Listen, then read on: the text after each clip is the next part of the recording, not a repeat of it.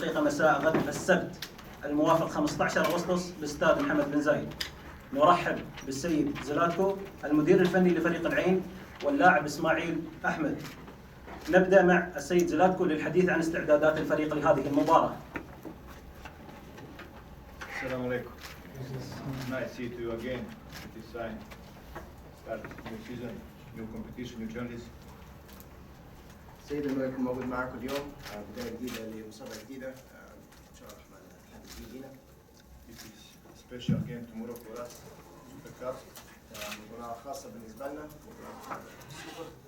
Probably we are not prepared at right level for game tomorrow.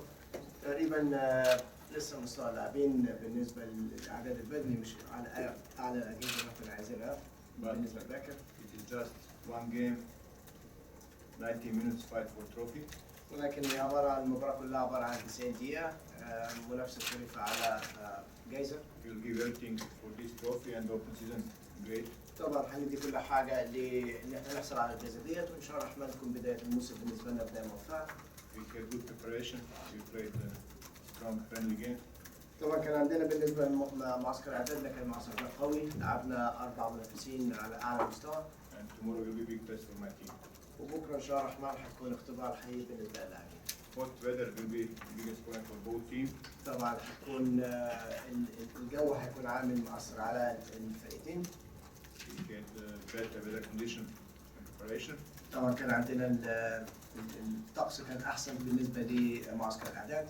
Will be same for both teams. ولكن حيكون زي ما قال حيكون عامل الطقس مؤثر على الفريقين. نفتح الآن المجال أمام السادة الصحفيين لطرح أسئلتهم.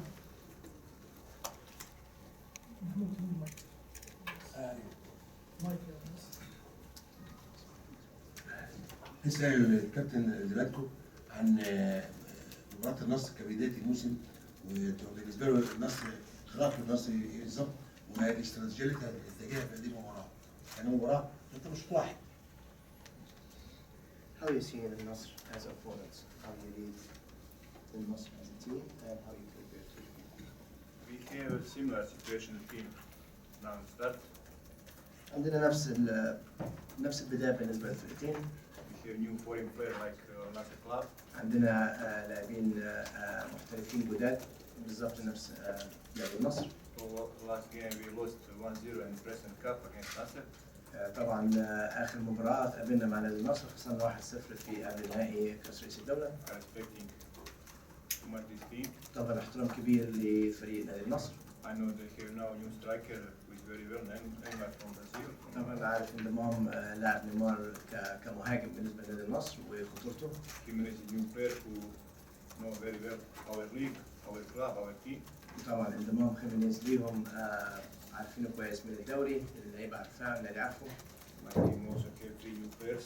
نفس الكلام بالنسبه لفرقتنا، عندنا 3 لاعبين محترفين جداد. They are doing well, الحمد لله متوفقين الحين. getting better, كل مباراه وكل تمرينه بيتاقلموا اكتر واكتر. but surely they need time to accept our style, accept new team. ولكن طبعا محتاجين كل اللي محتاجينه هو الوقت عشان يتاقلموا اكتر مع الفريق ومع اسلوب لعب الفريق. I'm very happy last game in Morocco we played very well.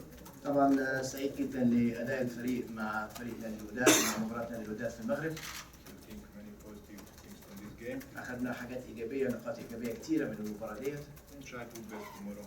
وان شاء الله الرحمن اللعيبه تبذل كل ما تسعى باكر ونكمل الخطوات الايجابيه. هل عنده سؤال؟ للعلم بس الأسئلة توجه للمدرب ولا للاعب؟ الأسئلة مفتوحة يعني.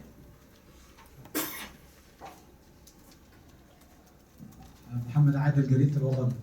السؤال لأي منهما يعني المدرب أو الكابتن إسماعيل أحمد بالنسبة لفترة الإعداد، هل ترى أن فترة الإعداد كانت كافية لتجهيز اللاعبين لمثل هذه المباراة نهائي سوبر ويسعى الفريقين للفوز به؟ For both of you guys, do you think the preparation time for the preseason is enough to get the team ready for the game tomorrow? I told before, probably we are not prepared at the highest level for game tomorrow. زي ما قال يمكن لسه الفريق ما وصلش للمستوى اللي هو عايزه كان يوصله. but we must respect our schedule and the Super Cup tomorrow. وطبعا لازم يكون في احترام للجدول ومواعيد الجدول. Just 90 minutes fight for trophy. وزي ما قبل كده هو عبارة عن 90 دقيقة منافسة شريفة على الكاس. Will be great. Open season with trophy. إن شاء الله الرحمن يكون فوق ممتاز إنك تبدأ الموسم بتاعك بحاجة إيجابية بجائزة كبيرة زي جائزة كأس السوبر. Inshallah, but I told my team next time, especially if 3 4 players new. ولكن زي ما قال الفريق كل اللي محتاجينه هو الوقت خصوصا بس لتجانس اللعيبة الأجانب الجداد. Maybe better for me, for my team to play Super Cup. Great, but now in this situation we must accept. يمكن كان بالنسبة للعيبة كان بيفضل إن إحنا نلعب كأس السوبر قدام شوية في الدوري ولكن ده الجدول وهو بيحترم طبعا التوقيتات. It will be 40, 42, 3 degrees. Not human play game, but طبعا هيكون درجة الحرارة حوالي من 40 42 صعب بالنسبة وزي ما قال هيبقى صعب للفرقتين إن هم يأدوا ويمتعوا الجمهور ولكن I will drop. ده شغلنا واللعيبة متفهمة هذا وإن شاء الله الرحمن يأدوا أكتر أحسن ما عندهم.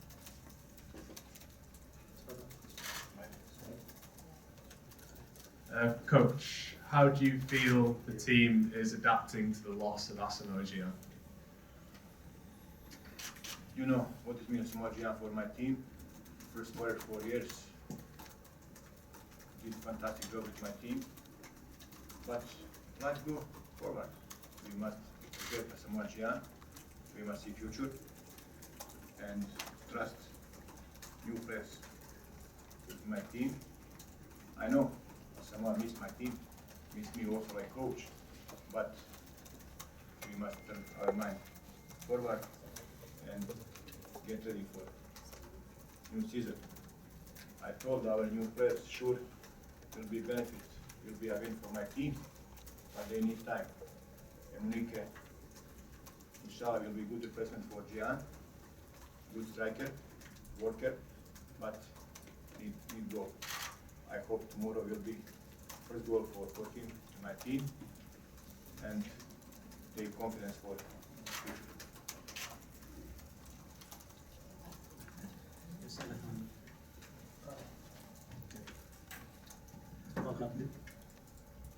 بالنسبة للسؤال كان سأل المدرب الفريق تأقلم ازاي على فقدان لاعب بحجم أساموا جيان. الرد بتاعه ان طبعا الحياة لازم تتقدم للأمام، مش هنقف النادي مش هيقف على لاعب، وخصوصا احنا كلنا عارفين قيمة أساموا جيان بالنسبة للفريق آخر 3 سنوات 4 سنوات.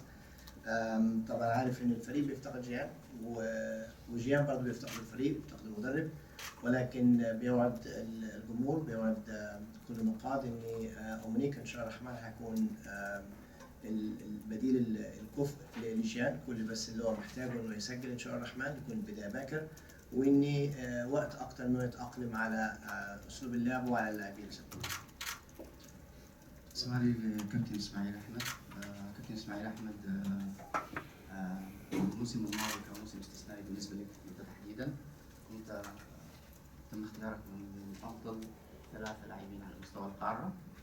مع نهايه الموسم فريقك بلغة بطوله الدوري. خالد عيسى افضل حارس، مهند افضل لاعب احتياطي. هل كل هذه الامور حسبت من مع بدايه الموسم؟ أول شيء بسم الله الرحمن الرحيم.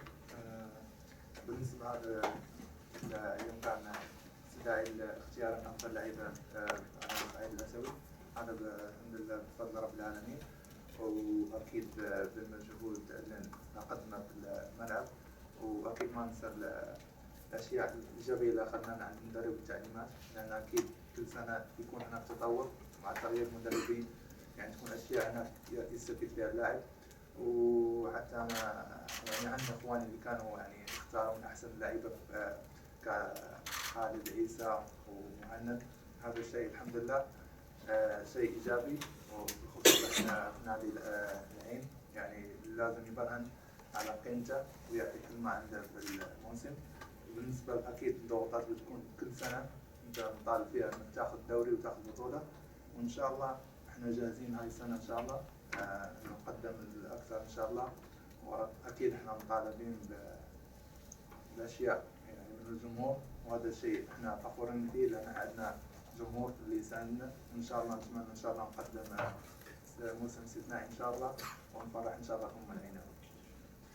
تفضل احمد. سؤالي للمدرب، ما مدى جاهزية مشاركة اللاعبين محمد أحمد ومحمد فايز في لقاء الغد؟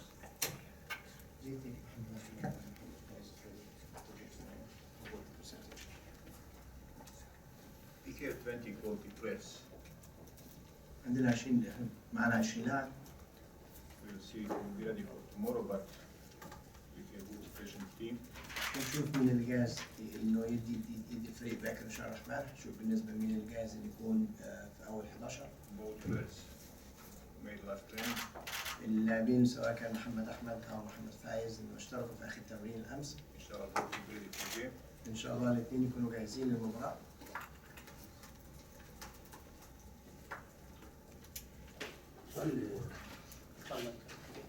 اسماعيل كيف تنظر لمباراة النصر كمباراة تعتبر بالنسبة لكم مباراة باعتبار أو مباراة على لقب؟ فرؤيتك لهذه المباراة بالتحديد.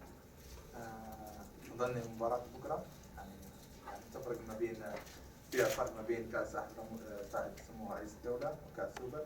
أكيد هاي البطولة بداية الموسم أكيد بتحدد فيها الفائز والمغلوب. وكرة قدم أكيد يعني أنت الواحد طموحه يكون إنه يفوز بالبطولة بخصوص بداية الموسم عشان يعطيه دافع معنوي لبداية الموسم دوري كأس الخليج. إن شاء الله بكرة نحدد مستوى اللي يليق بسمعة نادي العين إن شاء الله. Coach, this game and the Arabian Gulf League this season are going to be encrypted on TV, so you won't be able to watch it for free. How important is it, measures like that, to get more fans into the ground? Is that a positive thing, do you see? For sure. Example, last game we played in Morocco in front of 50,000 people.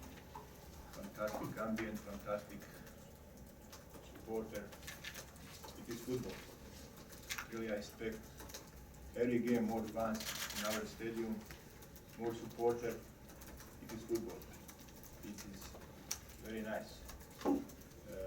When you play in front of people, you cannot play bad football. You have to give everything. Really, I expect more fans, Arabian fans and Nasser fans, and in future in the league, Arabian Gulf League, we need more fans. It is football, and my suggestion, if possible, bring a lot of people in the stadium, give comfortable, give everything, because we play football because fans. It is our target. Bring a lot of fans in the stadium. It is ambient, it's great. السؤال كان رأي المدرب بالنسبة خصوصا قرار دوري الخليج العربي بتشفير المباريات السنة دي. هل ده هيساعد؟ هل أهمية مباراة باكر إن يكون في جمهور كبير إنه يحضر المباراة إن شاء الله الرحمن، وهل ده هيساعد في وجود الجمهور بالنسبة للمباريات؟ طبعا وافق عليه إن أهم شيء في كرة القدم هو الجمهور، وذكر مثل إن لسه جايين من الدار البيضاء ولعبنا قدام 50,000 متفرج.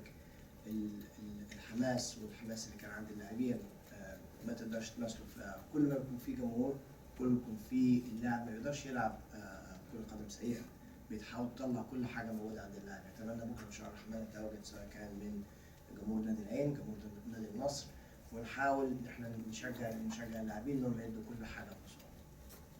آخر سؤال. احنا لمسنا من خلال حكي الكابتن انه في توجس او عدم الرغبه في خوض المباراه بموعدها غدا. اولا بسبب اللياقه البدنيه، عامل اللياقه البدنيه وعدم تجانس اللاعبين المحترفين الى جانب درجات الحراره. ونظرا هل ظروف نادي العين ونادي النصر متكافئه في مباراه الغد راح تكون؟ You mentioned you wished to play later on because the weather, because the short preparation. Do you think we're the same as the Nasr? We have the same situation. The same situation because both teams was outside in preparation. We had better condition outside, but it is our Super Cup in our country. We have to play game and respect schedule of federation. Maybe I told you it's better for everyone to play late. Can be better, but not human play 45 degrees. شايف ان الاعداد بالنسبه للفرقتين كان في نفس الاجواء، كان في اجواء غير اجواء البلاد، كان في اجواء معتدله. طبعا عشان تلعب في مباراه في 45 درجه حراره صعبه بالنسبه للعيبه، ولكن فرصه الفرقتين متكافئه. الجو هيكون عامل مؤثر على الفرقتين عندهم لاعبين جداد، وكل الفرقتين لسه جايين بمعسكر خارجي. كان يتمنى تكون متاخره، ولكن لازم الاحترام الكامل للاتحاد وجدول الاتحاد، وهي دي الاجواء اللي احنا هنلعب فيها كمان في الدوري. فلازم نحترم ديت كاس السوبر، ونشرح ما بينهم وبين اللعيبه يكسروا كل حاجه في الصعود اللي بكره يقدموا بالقضيه. شكرا للسيد زلاتكو واللاعب اسماعيل احمد. الساده ممثلو وسائل الاعلام، انتم على موعد مع المؤتمر الخاص بفريق النصر في الساعه 6:30.